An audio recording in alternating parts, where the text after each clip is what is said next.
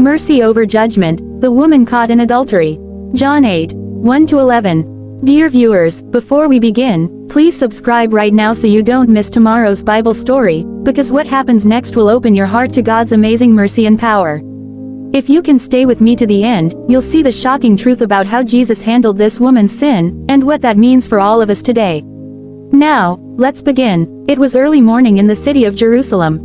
The sun was just rising over the temple courts, painting the streets gold. People were gathering around Jesus, sitting at his feet as he taught. His voice was calm, full of wisdom and compassion. But suddenly, the peace was broken. There was shouting, angry footsteps echoing through the stone streets.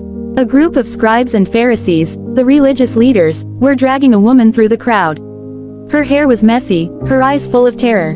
Tears ran down her face. They pushed her roughly to the ground before Jesus. "Teacher," one of them shouted, "this woman was caught in the act of adultery. The law of Moses commands that such a woman must be stoned to death."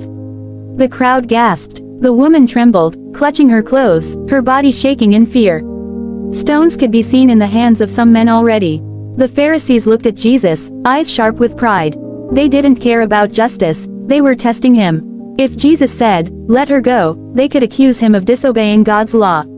If he said, "Stone her," they could say he had no mercy. Every eye turned to Jesus. The air was thick, tense, silent. Then, to everyone's surprise, Jesus did not answer. He simply knelt down and began to write on the ground with his finger. No one knows what he wrote, perhaps names, perhaps sins, perhaps something only those men would understand. The Pharisees pressed him harder. "Speak, teacher, what do you say about her?" Finally, Jesus stood up. His eyes were calm but filled with divine power. He looked at each man in the crowd and said, "Greater than, let the one among you who is without sin be the first to throw a stone at her." Then he bent down again and continued writing on the ground. A deep silence fell. The men looked at one another, their hearts began to tremble. Suddenly, the weight of his words hit them like thunder. One by one, the sound of stones hitting the ground echoed through the temple. Clack, clack, the oldest men dropped their stones first. Then the younger ones followed.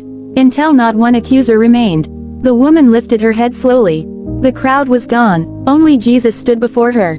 He straightened up and looked into her eyes, not with condemnation, but with compassion. "Woman," he said gently, "where are your accusers? Has no one condemned you?"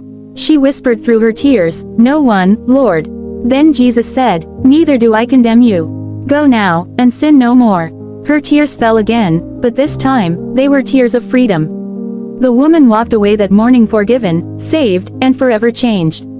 She came to the temple expecting